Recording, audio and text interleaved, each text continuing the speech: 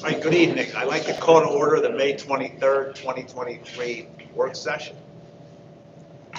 First item on the agenda, item 2, athletics, extracurricular, item 2.01, learning beyond the classroom. Dr. Leidy. Yes, good evening. It's good to see everybody in this new setting here in Mechanicsburg Area Senior High School.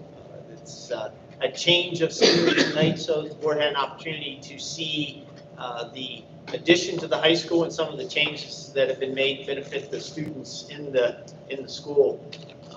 We're starting off tonight with a presentation that Mr. Bitts is going to walk us through related to the work that we do to make our students feel that they have opportunities available to them within the school district. Many of those opportunities are around extracurriculars.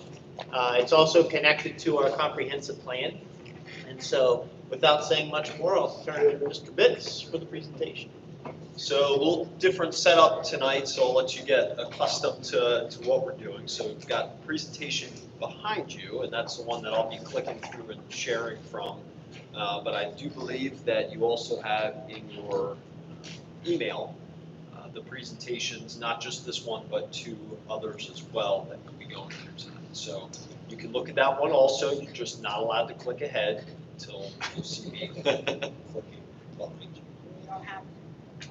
But, you know, a lot of people have often said to me or talked to me about the fact that I generally seem pretty comfortable and pretty able to present and share information in this kind of a setting, that it's something that seems to come naturally to me. And it makes me reflect on why is that? What is it that shaped me in a way that now as an adult I'm able to do something like share with a group of people or share with a full school staff or with community members, that sort of thing. And I'm on the next slide. I'm not. Wiggum's getting me set. There we go. So this question of what experiences made me who I am today, as I reflect on that, I would say that there's 2 experiences that I would say contribute to me being able to do something like this. The first one I would point back to in high school was being part of the musical and the music program, and the opportunity to be able to share and sing and act and dance and all those kinds of things on a stage in front of couple thousand people over several nights definitely taught me how to be able to prepare well to be able to perform. The other experience that I would say would be track.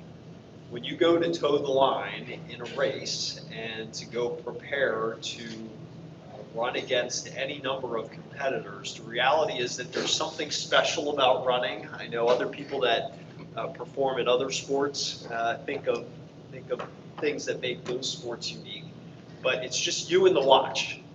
That's the reality. You may not be able to control what other competitors do in your place, but when it comes down to how you perform in a race, it's just you and the watch, and there's no hiding from whatever that watch says when you get finished with the race. So in order to learn to be able to perform in the clutch, if you will, or perform under pressure, I definitely learned that from track. And I would suspect that if you looked at different qualities that you have as an adult right now in your work or personal life, that you could probably point back to some sort of experiences that you had, not just in the classroom, in high school or in grade school, but also experiences that you had outside of the classroom, in extracurriculars, in music, in athletics, in some sort of academic extracurricular that taught you and gave you the skills that you have today.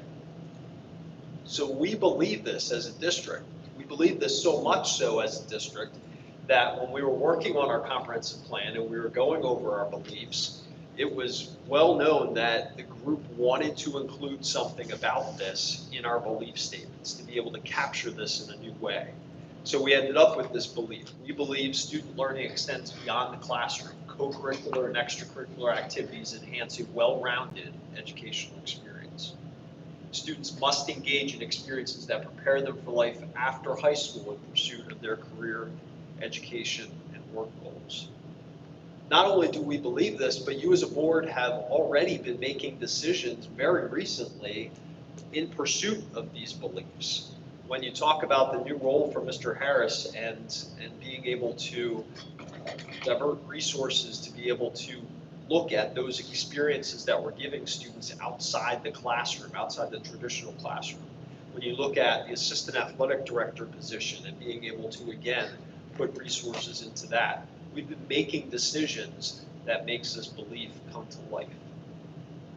Further, as one of our comprehensive plan goals, we have a goal related to school environments that support belonging. And one of the specific action steps that we called out as part of that was the idea that we want to audit district policy systems and programs, including curricular, co-curricular, and extracurricular, to examine what access looks like and belonging for all students, making modifications for improvement as necessary.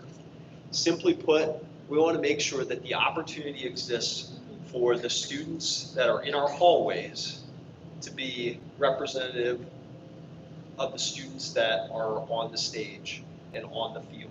How can we have symmetry there, and how can we have opportunities for all students when it comes to extracurriculars?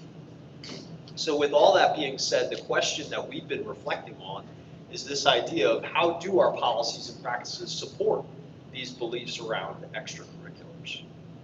And tonight, what we're presenting to you is the desire to be able to launch a committee that is going to examine this very question and invite you to not only support that work, but be a part of that as well by participating in it.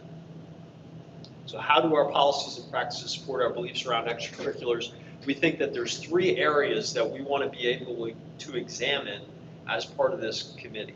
And we'll go into a little bit of each one, but these are the 3. Creation of extracurriculars, our funding of extracurriculars, and then more generally, our practices and support around extracurriculars. And as I say extracurriculars, it's important to remember that we're not just talking about athletics. We're talking about athletics, music, there's organizations like student council and other more academic organizations that would be a part of this kind of review. So when we talk about the creation of extracurriculars, 2 of the questions that come to mind is how do we determine what will become an extracurricular activity? We know that this is something that we have some processes for. Mr. Harris has worked in the last couple of years with his assistants to be able to identify some ways, some timelines, and some ways that we can try and organize the creation of extracurriculars a little bit better. But this is something that we want to examine with a little greater depth as well. And then finally, even beyond the idea or the inception of a particular activity, what process should that activity go through in order to begin? What is the role of the advisor to that activity or the coach? So looking at some of those pieces that allow an extracurricular to start up. Mr. Bitts? Yep. Can I ask for a definition? We said it earlier, and maybe it was in the comprehensive plan pages. We were talking about co-curricular. Yes. We talking about extracurricular.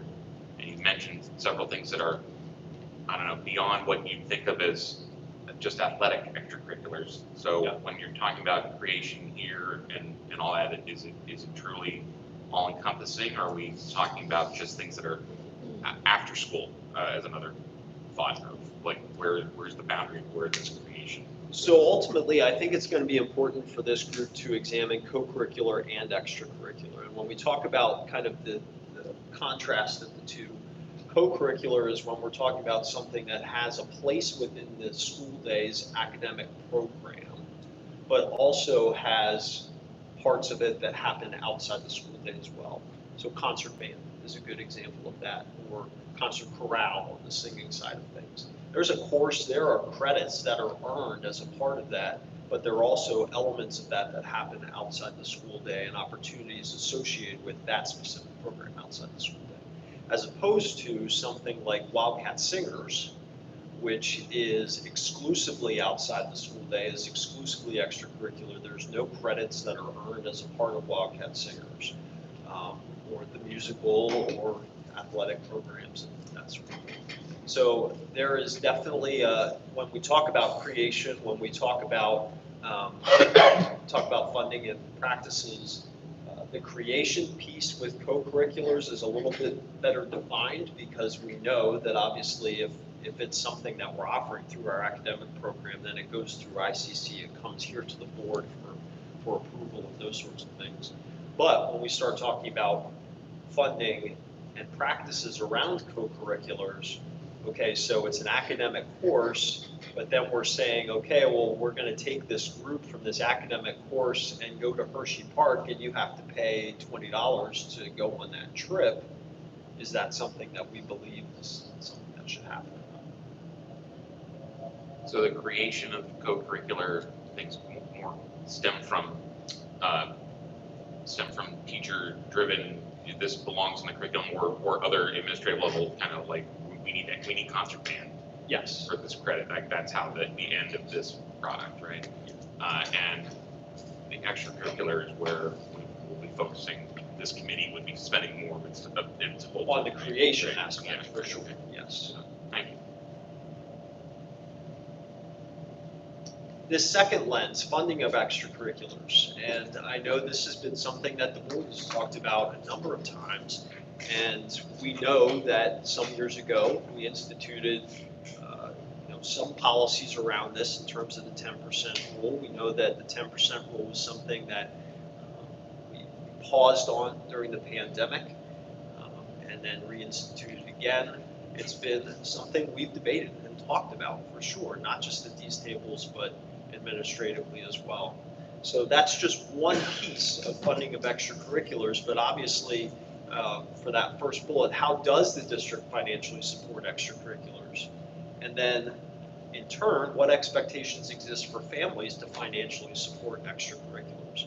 And that could be either by design or it could be by default. And that's something that I think we need to examine is there are times that the intent may not be to charge families a pay-to-play or something like that, but we certainly know that some of the policies and practices that we have may ultimately lead to that same result, even if we're not calling it that. But that's something that this committee really needs to examine. And then obviously the third one is something that, again, we've talked about a little bit here and there, but how do outside funding sources support extracurriculars and how might they support extracurriculars?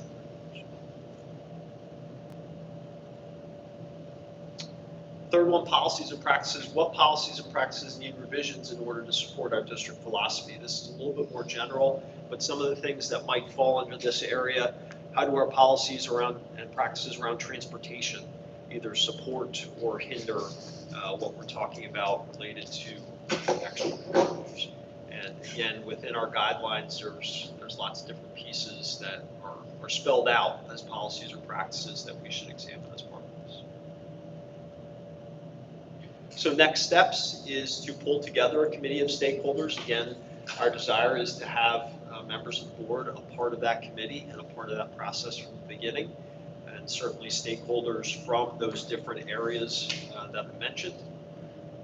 Be able to examine philosophy, policies, and practices, and then ultimately our goal is to be able to take board action in the September-October timeframe of next fall. Do you think we can get all of this pulled together by next September or October for board action? That's the goal. Okay, that shocks me. That's the goal. Mr. Pitts, so board members know, are you planning on meeting over the summer?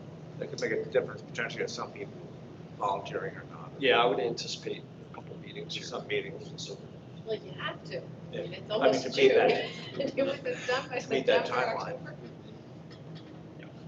So we're looking for we're looking for two board members to help out with this committee, and if you're willing to do so, I'd really appreciate if you let Mr. Rupp know, and we'll go from there.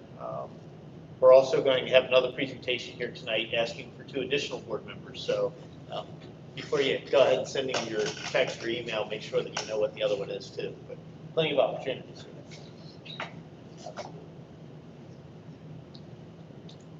questions? Well, I do. I'm not trying to say this because I wouldn't want to participate, but why so quick? Why have board action by September, October if we're already going to be in, like the programs for next year are already going to be set, right? Football will be happening, and so you can't alter that or whatever the committee might come up with for a booster club involvement with football. So I don't think what we're examining is going to be deeply philosophical. I think that we've had the philosophical conversations around what our beliefs are. I think it's more operational than it is philosophical. So when you take the purpose of what we're doing and say that that's established, we've established that through other program evaluations. Both we did have an extracurricular program evaluation. We had a separate athletic program evaluation. So I feel like a lot of this work has been done. I believe from a board policy perspective, it's really about some of the operational pieces that Mr. Bitts outlined here. I just don't think it's going to take a lot of time to get to some recommendations around that when it comes to policy. When it becomes a problem, it'll just be Yeah, extended. well, until the- yeah, if the debates become more than that, then it won't happen in September or October. Thank you, Mr. Fitz. Any further discussion on learning beyond the classroom or questions? Move on to item 3, budget and finance. Item 3.01, fund balance commitments, general fund 2022, 2023. Mr. Lowe. Thank you, Mr. Upton. So right now, we're working with 2 fiscal years. We're in 22-23, and we're working on finalizing that and getting that budget in place for 23-24. And then as summer rolls around, we'll actually add a 3rd year yet when we start looking ahead to 24-25. Really, in the summer months, though, we start to kind of look backward and say, for the year that we just completed, how did we do? How was the actual results? How did we end the year in terms of the budget and then the actual results that were coming in?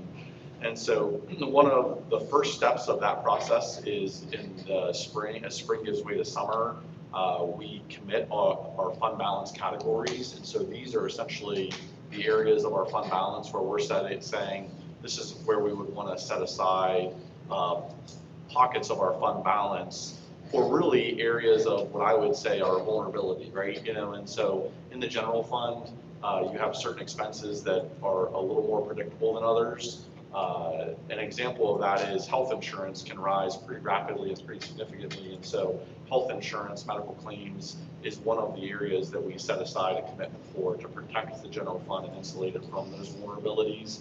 And so these are really just the categories at this point that we're looking at with the board, similar to the categories that we've used in the past.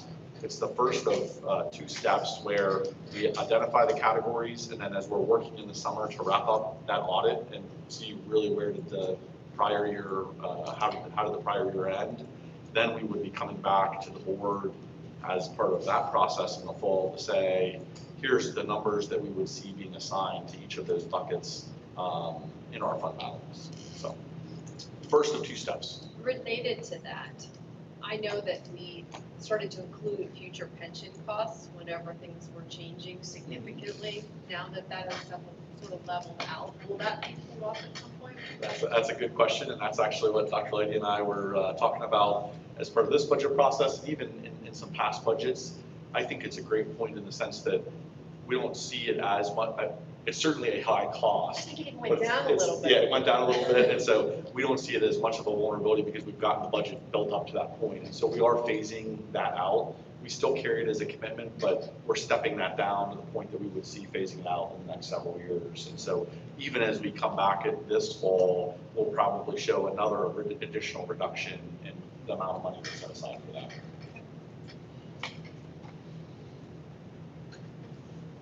Further questions on the fund balance commitments? On to item 5, facilities. Item 5.01, review of high school project bids, swimming pool. Mr. Haynes is here from Crabtree and Burtwell. Athletic. Yeah, so as the board knows, as part of this high school renovation project, we have gone out for a separate project around the swimming pool, and those bids were received last week. And so, with that information, I'll turn it over to Mr. Haynes to talk through the results for us. Okay. So good evening. Thank you for having me. As Dr. Leidy said, we just had the bid opening for the pool project. You can go to the next slide, Greg. All right, so tonight we're going to review the project bids. We're going to talk about where we stand with the bids as opposed to the budget that we created for the project. And then we'll close with next steps and actions that we require that are needed to get the project moving forward should the board decide to do that. For general construction, of course, this was a multiple prime contract. We had 4 different contracts that were bid: general construction, HVAC, plumbing, and electrical, like we would normally do.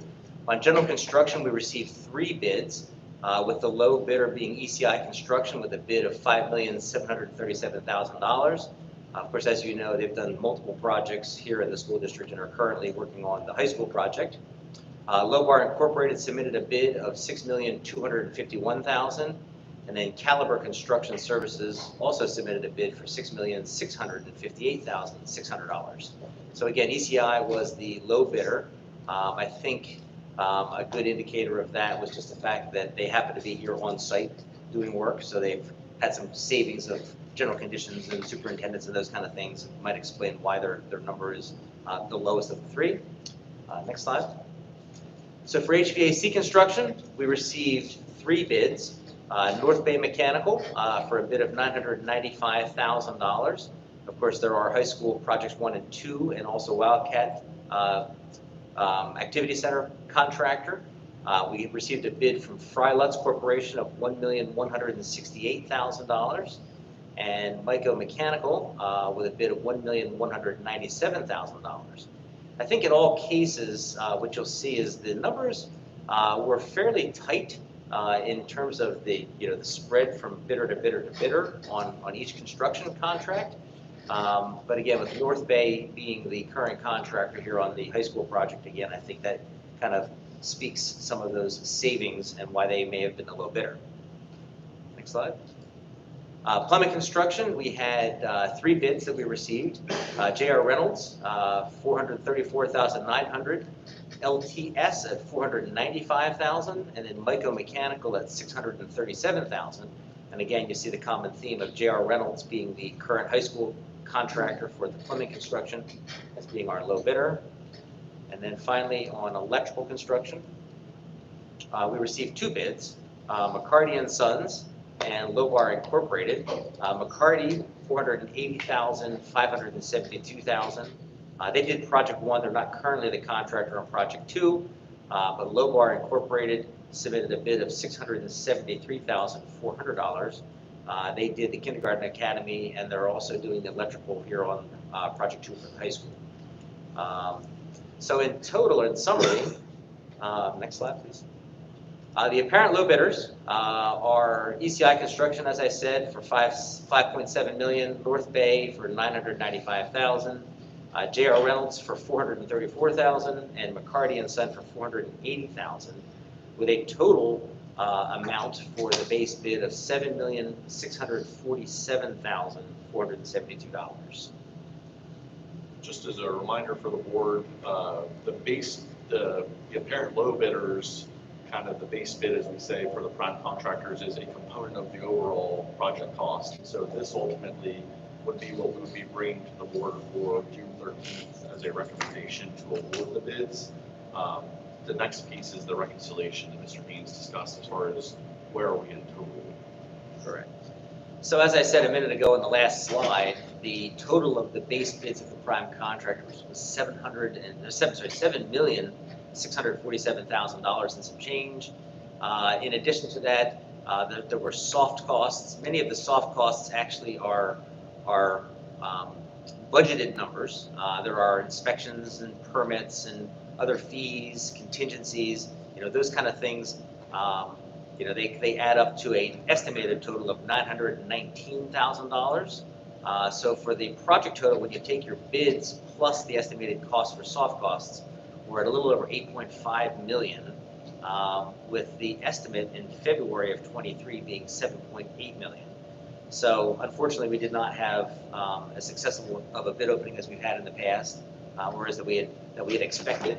But I think all things told, I think, you know, the end result, you've got good contractors. Again, should the board decide to proceed, we need to, you know, understand, I guess, how the board wants to proceed. But, you know, we've looked at this thing, we've spoken to the low contractors, we've tried to analyze a little bit about, you know, what may have been, you know, the factor. We're kind of digging into that, but at the end of the day, I think the approach that we took to the project is a fairly simple one. There's not a lot of things that were built into this project that we would consider value engineering opportunities. I mean, it's essentially a large auditorium space, with obviously the new pool in it. The one thing we did glean from talking to ECI in particular, when you compare the prevailing wage rates of Project 2, which really was not bid all that long ago, it was bid in October, compared to the prevailing wage rates of the current pool project, there is a pretty significant increase in wage rates. And that, according to ECI, accounts for about $500,000 of just their bid alone, about $500,000 in terms of the impact when you compare the wage rates. So we have done that comparison, and I would believe that that is the case. So you now take, you know, the other three bidders, and if there's a similar impact, you know, that's likely a good portion of the overage that we didn't anticipate. But again, I think all things considered, I think the bids are actually pretty good bids when you take into consideration the current market conditions and obviously things we can't control with regard to wage rates. Why would the wage rates change so drastically in such a short time? I think just inflation is a general thing. We're not really out of that yet. And, you know, I think one thing we've learned from COVID is, you know, a lot of salary increases have come out of that. You know, there's a lot of things that impact, obviously, the economy.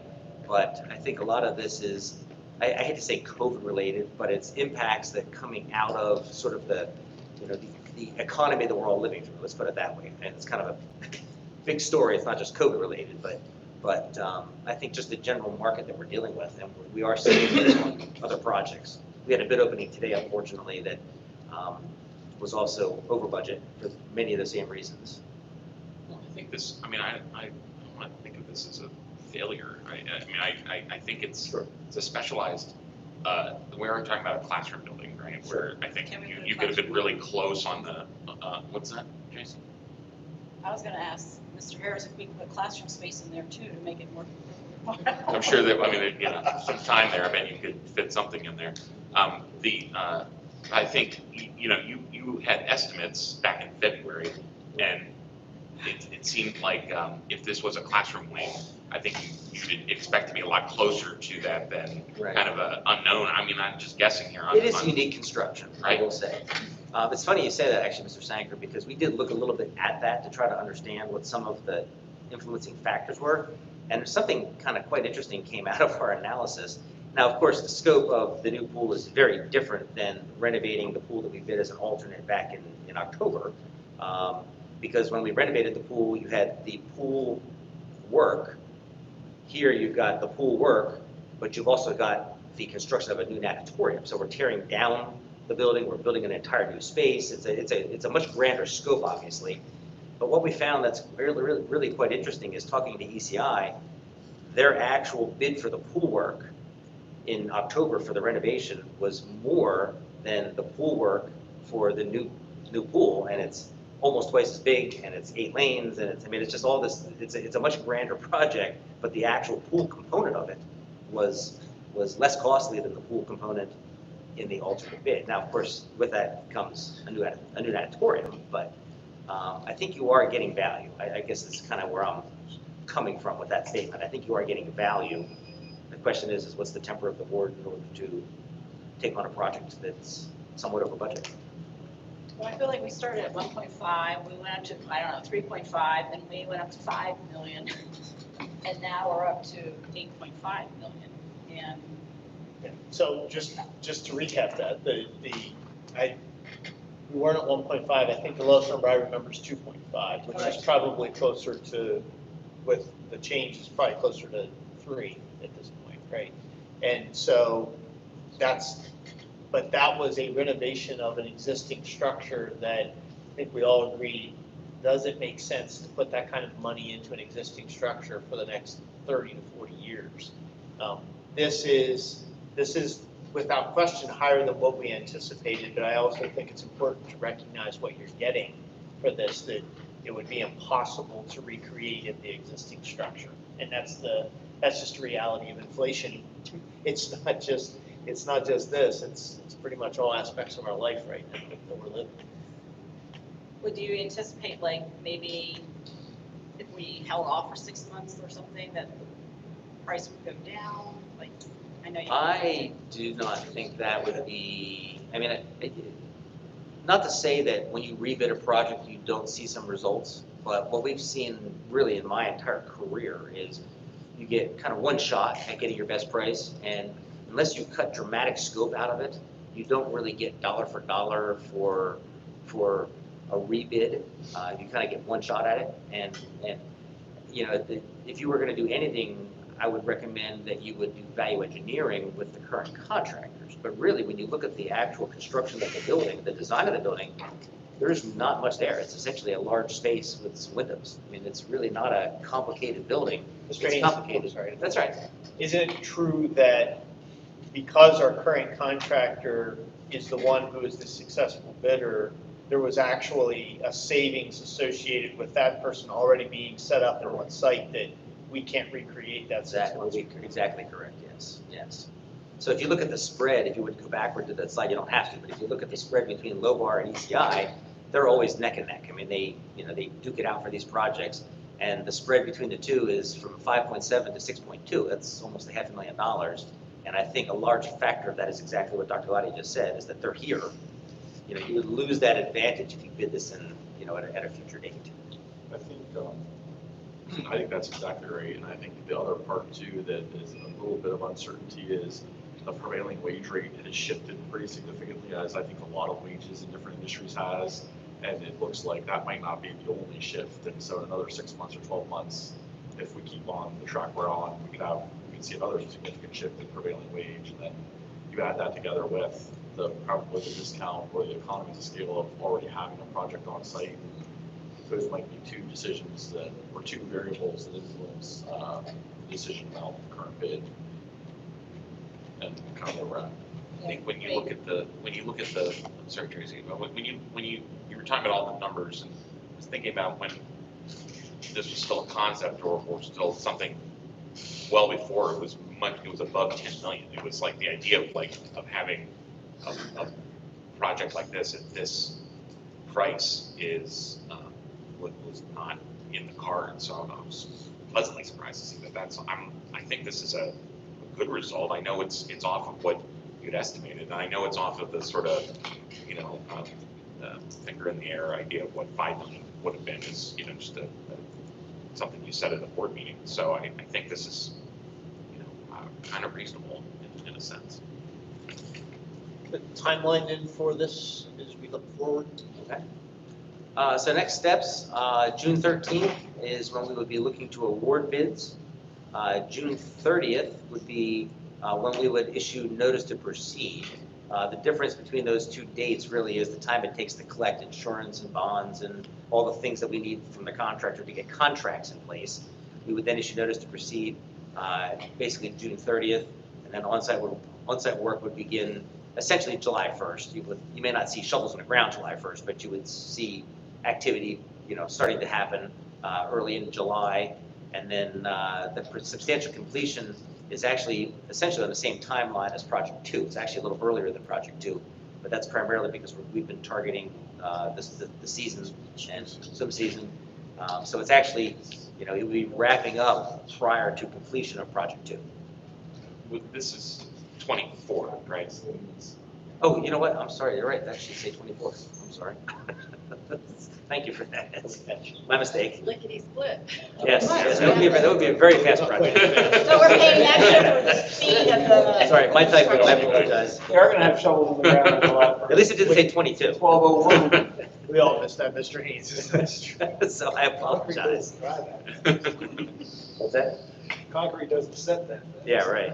So it's not like we're really having, there's not materials for this pool that are unavailable, like so many other things we've had in the last couple of years.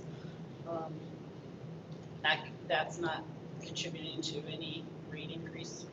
No, there's nothing really overly unique about the materials. It's still concrete and steel and roofing and, you know, those kind of things. I mean, there are pool equipment systems, but we've looked into that, and that's not a huge impact in terms of I think our timeline. pool number came out pretty close anyway. Yeah. The budget. Yeah, and the pool number actually did come out pretty close to the budget, exactly. But there's nothing in terms of the materials that make up the building that is overly unique to the construction of a pool. I'm just looking for an excuse for the increase in prices. Right. I would say prevailing Yeah, wage is prevailing the wage. biggest one. It's the vast majority of the change. Continue to talk to your Established representative. number. Exactly. We did do, not that it really, it's kind of immaterial, but we did take the wage rates and we sort of did a high-level analysis of what would that have done to the bids that we received back in October on the alternate for the renovation. And it would have had about a $300,000 impact to those bids. So again, it's kind of all relative, I guess. That the delta between the two is not as big as it may seem in terms of the renovation versus the new. Because you had a different wage scale applied to it back in October. I think another important point is even with this, the high school project in totality is still below the estimate that we discussed from the onset of this. So that's a positive light of this bid. Any other discussion on the pool? I guess just a question, I mean, I think you're presenting this as the answer to the question, but Dr. Led, you and your team, Mr. Harris, others, like, you guys are fully in support of moving forward with this? Yeah, I mean, we're at a point in this process now where the alternative is not good for anybody, I don't think, right? And so at this point in the process and where we are as a district and as a community, yes, we're in support. I echo some of Tracy's concerns, just seeing that kind of continue to expand, and yet I don't like the other options of doing a touch-up job that's not gonna be really good, closing the pool. I don't really like those options, so in some ways I feel like this is the best option, I guess. Yeah, and we've discussed that. We've discussed what's a rebid look like, what's waiting look like, what is, just some of the things that you addressed. And we don't see any positives in any of those things compared to what we're getting. Well, and to your point about the project in total, value engineering that you did pre the earlier bids, I think that set us up for if this went a little bit over. I agree with you. I don't really love $3 million to do nothing. And then the only other thing that would appeal to me, which I don't like, is tear it down and close it up and not asphalt it. And that's just, doesn't feel Which like is a- not free either, right? Okay. You're not gonna totally transform that into another. You're gonna have more in that than what you have in what it went over. I mean, just as a guess. Yeah, it's- To me, Just to close it would be more. closing it up is a hard sell too, with all the renovations and upgrades we're making in other areas across the facility, both academically and extracurricular. That's a tough Agree. to tell all those in the swimming community. But we got Sorry, rid of I'm not that. gonna- Yeah, What's that? But we got rid of that, right? We made Right, everything better, so we that- just got rid of that. That to me is, I mean, So when you look at the financially- community impact and the amount of people who utilize that facility, I think it'd be a mistake to ultimately close the facility. I agree. So can we talk about financially where we'll come up with the money? Sure. I think to Dr. Letty's point, so when you step back and look at the high school, I know we kind of looked at it in 3 separate buckets of, here's project 1, which was the addition, project 2 was the renovation of the existing building, and then the pool is the third part that we're looking at.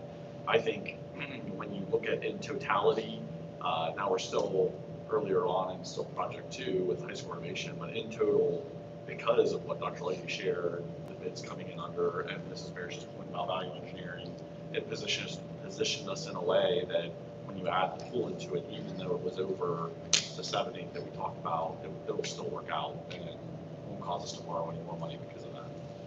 That's I'll just throw in my 2 cents because I feel I strongly support this. In my head, I look at this a lot like the Elmwood Gym. I know I've been vocal about that. Over the years, we spend money on the facility, but we haven't brought it up to where it needs to be. In my line of work, I get to see, especially pool facilities the way they are, we are far behind a lot of other schools our size and the schools that we compete against. If we don't move forward with this, we're doing a true disservice to our students and our community. So I really hope we move this forward and put there what needs to be. That I think, like Dr. Lebo said, we have this brand new facility out here, we're renovating this building, this is going to come. I will agree. And when you walk in the new addition down that hallway, it's a real loss not to do something. All right. And we'll move this forward to the 13th of June for the vote. Thank you, Mr. Haynes. Thank you. Dick. Thank you. Move on to item 5.02, bid result sewer line repair at Upper Allen Elementary. Yeah, we'll turn that over. Yeah. Long one. Thank you. So as the board may recall, in one of our capital reserve conversations, we usually have those around January, February every year, and really that's the focus of what are the larger projects that we want to set aside some money for related to facilities, repair and upkeep, or issues that we've identified that need addressed. One of those issues was the sewer line repair at Upper Allen Elementary. And so in our conversations with the board, I know we had discussed some options of, do you recoat the line? Does it need to be a full replacement of a section of the line? And so we knew that because there was at least one section that couldn't be recoated or put a sleeve put through it, that we were gonna have to replace at least part of that line. In that investigation, then Mr. Hoffman had our contractors and our engineers look at the rest of the line to see if there's any other issues. And so where we landed was a section of the line does need replaced, and then a little bit of other sections around that need to have a sleeve put through it to just help extend the life of what's already there. And so I'll let Mr. Hoffman speak a little bit to that, provide some additional detail. So. Sure. I mean, you touched on it pretty well. There's a portion of the line that needs replaced. There's some connections that we would like to replace. But the majority of the work is coating the inside of the existing line, and which bonds that together and helps prevent anything that we're dealing with now from happening again. So, you know, it's probably a 3-week project through the month of July. We feel good about it. I think the bid results came out pretty decent. Is this the one that we had the camera go through? So we did scope it once we discovered there was an initial issue. Yes. Yeah, we scoped it a few times, found the issue, investigated further, and we didn't see anything else to that extent. You know, the rest of the line looked like it was holding up well, but we didn't want to take the chance of years down the road it happening again. So that's why we determined fix the problem at hand, take an additional step to coat the rest, and we feel pretty good about that. Is this like a pipe that was there for many, many years? Yes. Is the last one of the new ones? To cast iron pipeline. Right. Does this affect Shepherdstown? They're all on the same, like, campus? This is internal. Doesn't affect anything else, a certain portion of the building, actually. Oh, it's internal. Questions from Mr. Hoffman? Move this forward then for the 13th of June. We would recommend the low apparent. Yeah. We would recommend the low. I'm sorry. We would recommend the low apparent bidder to Traglia Excavating Landscaping, who we've worked with in the past. So. This is the next question. We have worked with them in the past. Yes. Very good. Okay. Thank you, Eric. Thank you.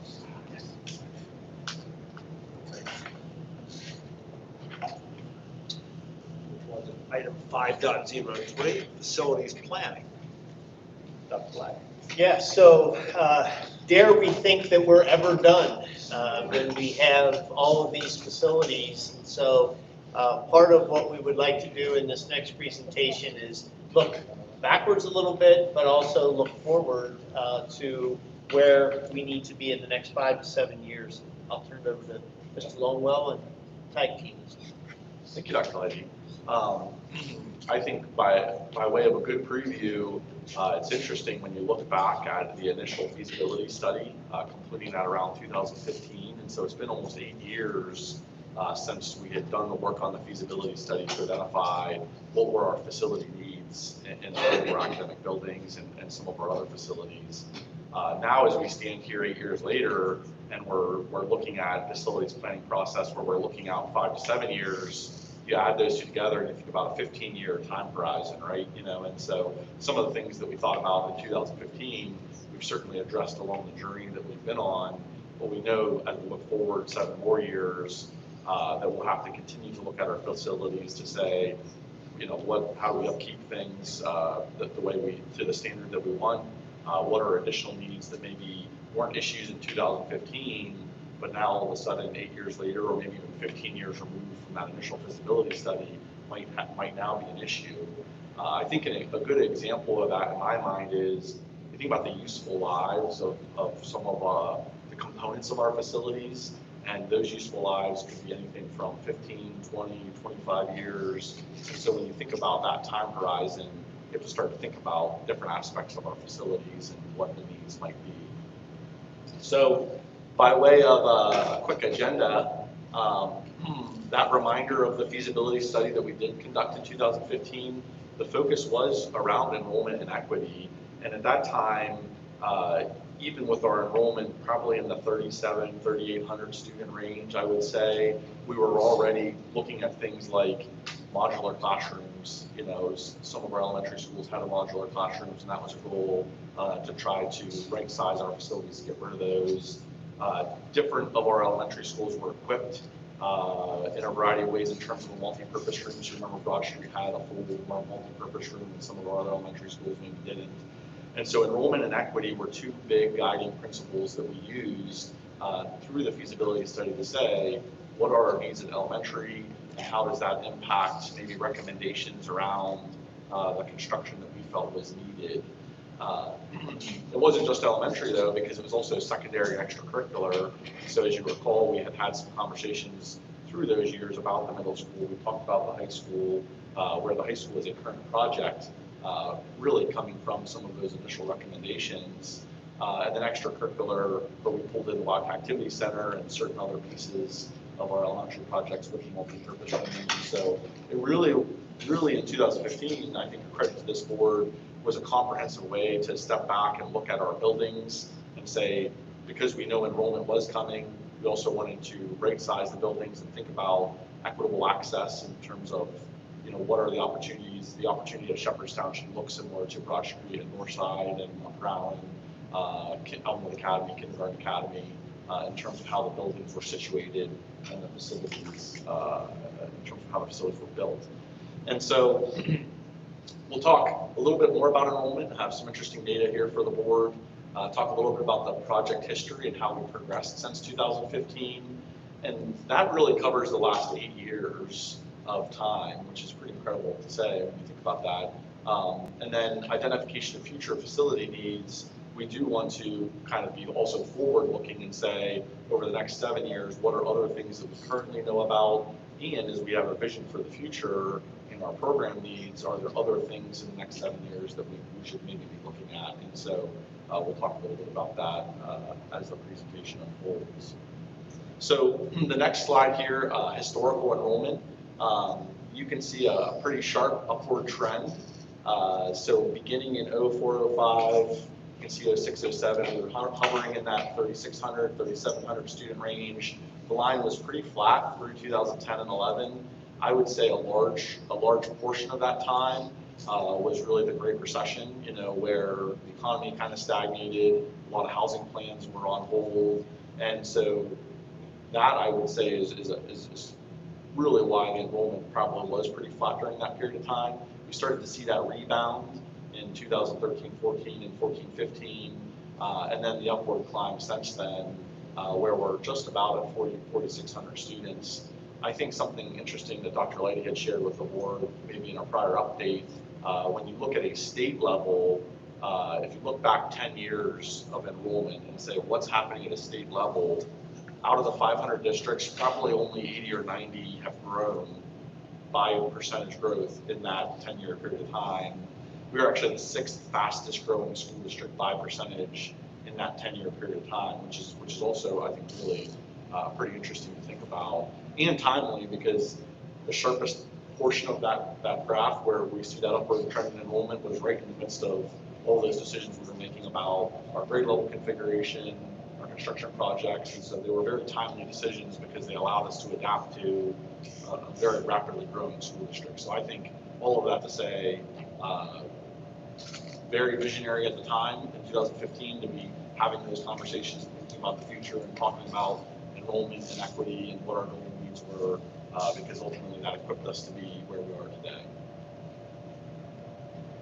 So project history and MASD on the move. I would maybe call Elmwood Academy maybe the linchpin to it all, or the swing building, if you will. As we were really looking at the future of the construction projects that were to unfold, we were already feeling the pinch in enrollment. We knew that we needed to address Kindergarten Academy as one of our first projects. We used Elmwood Academy as a swing building. If you recall, the district office moved out of the second floor. We renovated that, and that quickly gave us additional classroom capacity. That paired with our grade level reconfiguration helped to relieve some pressure in terms of what was happening in enrollment in our buildings. After that, then we started to address the Wildcat Activity Center, getting that underway. The Kindergarten Academy, like I said, we were above 100% enrollment capacity in that building. The library was even in certain open areas of the building at one point. And then Upper Allen, Shepherdstown followed, and then Broad Street and Northside, where we're just wrapping up Northside's project. And really at this point, we'll have addressed all of our elementary schools, right-sizing them, we rebalanced our attendance areas, got rid of all of our modular classrooms. And so that I think has been very helpful in the long run. And then right now, the last item on the list there is the high school, where we just talked about that a little bit earlier this evening. We, through Project One, were able to achieve additional enrollment capacity with the classroom addition that we added on. Project Two, we're going to come back and address building infrastructure of the existing building, knowing that there's some needs there, and also some program enrollment pieces as part of the renovation. And so high school is our current active project, but we know that we might need to spend a little more time thinking about the next 7 years and maybe even revisiting some of the feasibility study committee recommendations to say, how do we do, where are we in terms of those initial recommendations. So the enrollment chart, I alluded a little bit to this, but maybe just added some points of context I thought that might be helpful. So you can see in 15-16, just as enrollment started to kind of peak up there a little bit, or pick up a little bit there, we had kind of worked through that feasibility study, identifying the needs. Through 16-17, we had formed a feasibility study committee and brought forward recommendations about the elementary schools, about our secondary buildings, and about extracurricular. And then in 17-18, really dug in on planning for the reconfiguration. Work began in Elmwood Academy, converting that second floor and getting additional classroom space. And so you can see when enrollment was really starting to rise pretty rapidly, we were already in the midst of taking, implementing measures to address that. And then by 18-19, the elementary reconfiguration was really in full swing, where construction continued at KA and the buildings that then followed that we talked about a little bit earlier. So if that was the last 8 years, in a very quick recap, now we're going to look forward maybe to the next 5 to 7 years. And so the essential question, I think, when we look at our future, the future of our facilities, is what buildings and grounds needs will have to be addressed in the next, what buildings and grounds needs will have to be addressed to best support our learning community in the next 5 to 7 years. And so with that essential question, then, we would take a deeper dive. We would propose to the board that we'd like to take a deeper dive on our buildings and grounds with a needs assessment where, we go back and audit the feasibility study committee recommendations. We know that we've already addressed many of our elementary schools, but Elmwood Academy as an example, because that was our swing building, we knew that we might have to come back and address some infrastructure pieces at that building. The middle school was, I think, missing from the list of projects there that we talked about. And so if you think ahead the next 7 years, are there additional needs there, and looking at the feasibility study, committee recommendations. Summary of our current needs, the capital reserve fund, we talked a little bit about that earlier this evening. The sewer line replacement is an example of an ongoing list of projects that we maintain internally that we know, we need to do over time. And so we prioritize them, we bring them to the board every January, and we say, here's what we foresee, maybe in the next year or so, maybe the next several years as needing to be projects. And so we also have a list of current needs that I think you can incorporate into that, say, through Mr. Hoffman's department, we have a sense of some other projects that might be moving out there. And then honestly, the analysis of future needs gets a little bit to the visionary piece of that next 5 to 7 years. And are there other pieces here connected to buildings and grounds that we need to look at? And I would suggest that we could even look at our athletic program evaluation, where one of the recommendations was that we should come back and do some kind of needs assessment around grounds and event space for athletics. And so I think you can pull that in here to some kind of committee work. I think Mr. Hoffman is also separately through the facilities department and working with our building principals, done some assessment of storage as the district has grown, the buildings have grown, storage is always at a premium. And so where are we with things like that? So the needs assessment in my mind is really 3 primary buckets. One is going back and maybe auditing those feasibility study committee recommendations and thinking about the work we've done in the last 8 years, and is there anything more that we need to do in our estimation. Bringing in a summary of our current needs through Mr. Hoffman, we have a pretty good list of things we know that are out there. And then analysis of future needs, like I said, maybe pulling in other pieces, looking ahead to the next 5 to 7 years. And so those focus areas where the committee, I think we would like to look at are, buildings, grounds, athletic, community, and extracurricular, and then ultimately other, which might include office space, storage, things like that. Really where we would like to get to is to form a facility planning committee where we would have committee representation. Earlier, I know we talked about 2 individuals for Mr. Bitz's committee. We would like to see 2 board members serve on this committee as well.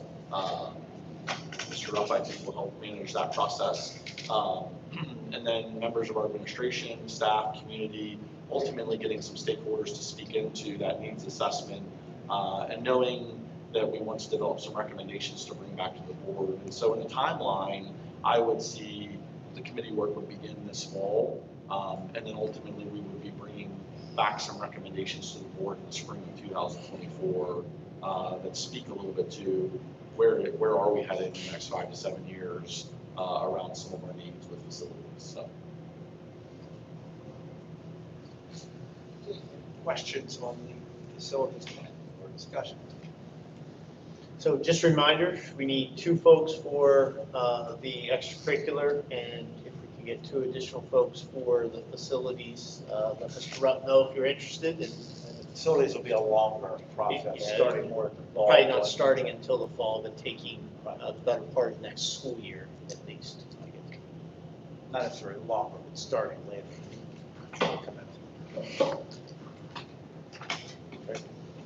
Oh, look at your original call. I was.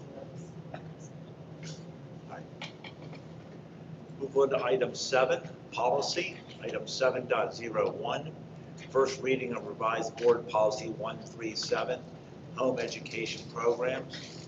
7.02, first reading of revised board policy 137.1, extracurricular participation by home education students. 7.03, first reading of revised board policy 251, students experiencing homelessness in foster care and experiencing educational instability. And 7.04, deletion of board policy 255, education stability for children in foster care. Dr. Laddie. Yeah, so we're going to split this up into really 2 different pieces. One is around policy 137 and 137.1. And then 251 and 255 is really about combining those two policies together. And so we'll go ahead and start with the home education program for 137 and 137.1. So Act 55 of 2022 really brought forth the changes to the first pair of policies, revising school code, addressing home education programs. So if we look at policy 137, this is a policy that's recommended for legal liability purposes, and the policy itself was revised to clarify existing school code requirements for home education programs. That includes things like the notarized affidavit, the portfolio and written evaluation provision programs to be out of compliance, and then transfer letters. So it's more along the lines of what is required by a home education program. Policy 137.1 originally came out as a recommendation of separate policies. And in reading those policies for Career Technical Center, for academic, for co-curricular, for extracurricular, there was a lot of overlap, a lot of language that was repetitive within policies. So the recommendation that we ran through Stock and Leader was to consolidate this under one policy, culminating the common language and then breaking out the separate entities or the separate issues related to academic programs, Career Technical Center programs, co-curricular programs, and extracurricular programs. In both cases, the policy is a legal requirement for us to implement for the 2023-2024 school year. But in policy 137.1, this basically provides the provision that allows home education program students to have equal opportunity to compete for positions and participate in district curricular, co-curricular, and academic courses in accordance with the board policy, same as any other students enrolled in the district, which is a very significant change from what it used to be. So again, these aren't changes that we're bringing forward. This is changes that have occurred as a result of law changes in the state of Pennsylvania. A snarky comment is more unfunded mandates. That is correct. You're entitled to your comments. I would consider those to be factual comments, not. So prior to this policy, as far as extracurricular activities, did the administration board have a right to make a decision on those? Yeah, so for many of these, it was dependent on what you were talking about. So specific to home education programs, we have allowed students to participate in the Career and Tech Center for many years now. But as far as the co-curricular activities, that has not been in place for home education students. So that's one that there's a new set of rules to go with that. We're going to have to figure out what that really looks like.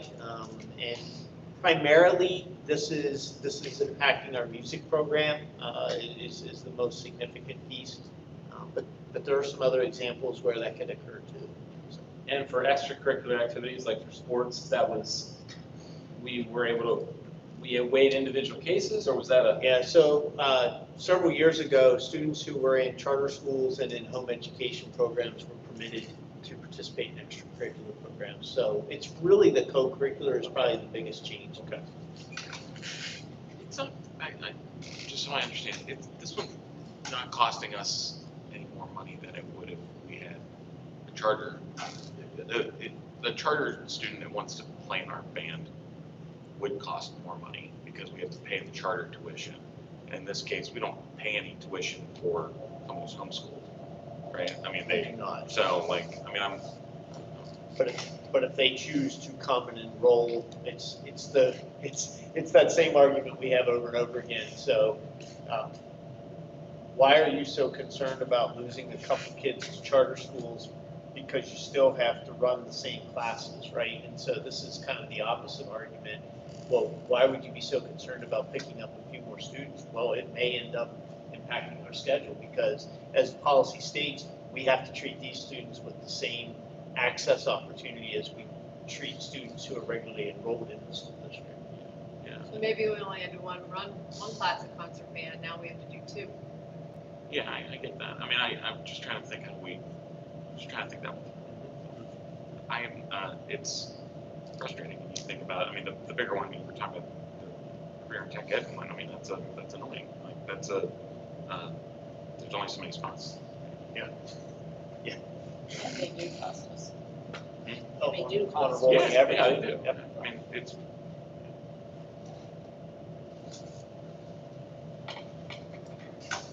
Further discussion on 137 and 137.1? Mr. Baker. Okay, policy 251, which is the students experiencing homelessness. The recommendation would be to, again, do a consolidation to include both students experiencing homelessness, those in foster care, and those experiencing educational instability. Educational instability came out of Act 1 of 2022, where it talks about the students, the objective of Act 1 was to normalize the environment, the educational environment of students that have things outside of their control with regard to their home placement, their overnight placement, if they're adjudicated youth, all that is encompassed under educational instability. But one of the things that came out in the PSBA recommended consolidation of this policy was an assumption that if I was homeless, I was also educationally unstable. Or if I was in foster care, I was also educationally unstable. And that's not the case. By definition of educational instability, there has to be a change in educational placement. So a student can become homeless here in Mechanicsburg and find a place to live here in Mechanicsburg and not change educational programs, so therefore they're not educational unstable.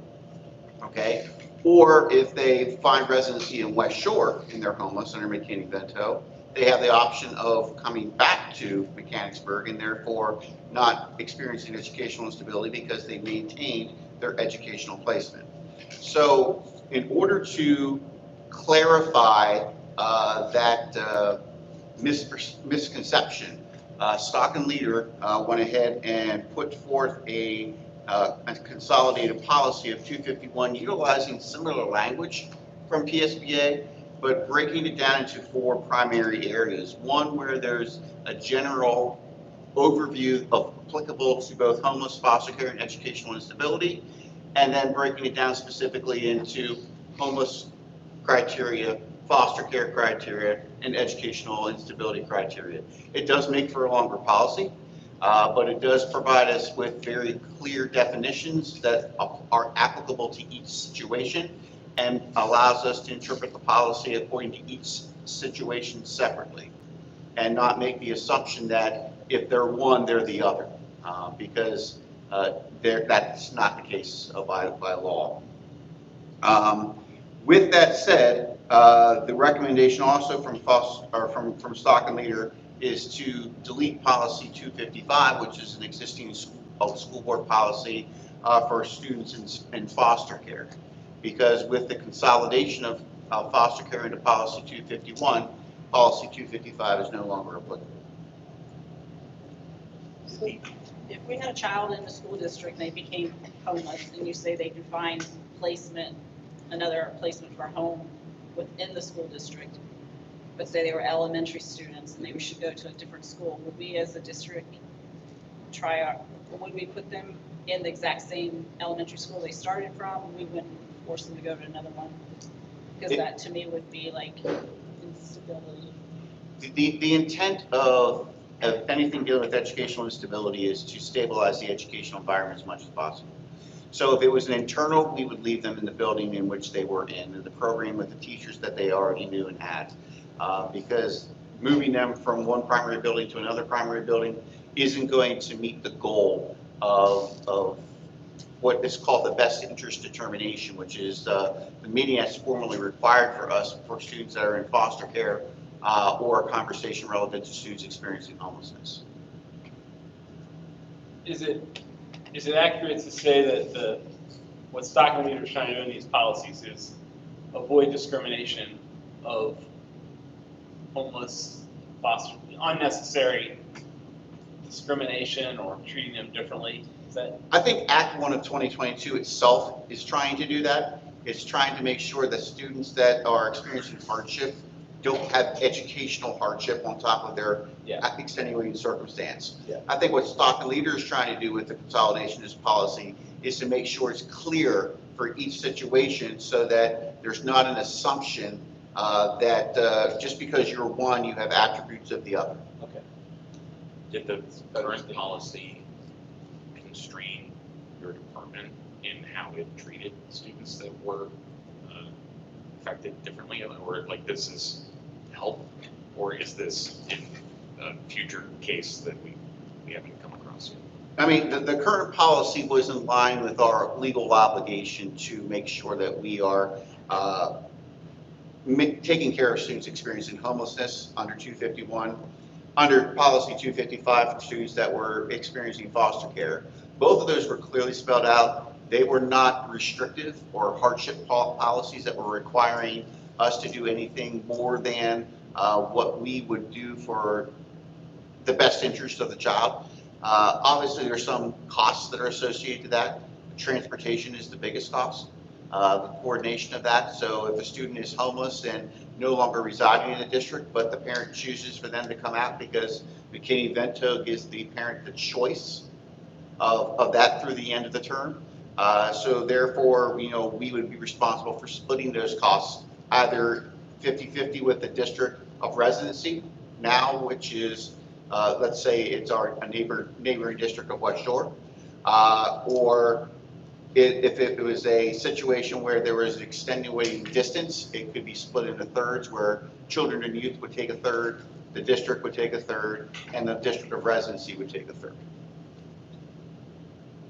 I think what I'm hearing you say is that this recommended policy is aligned to how we handle things operationally now, anyway. That is correct. Sorry, I misunderstood. You're okay. That was a good answer too on that. That helped. A little education there. We're very, very happy to have Mr. Bigham overseeing this because he understands it. And when you get a policy through of this many pages, we look at each other and say, is this really how we want to do it? And Mr. Bigham assures us that it is aligned to how we do handle things operationally, and we trust that. So. Any other questions for Mr. Bingham on 251 and 255? Again, thank you, Mr. Bingham. You're very welcome. Meeting is adjourned.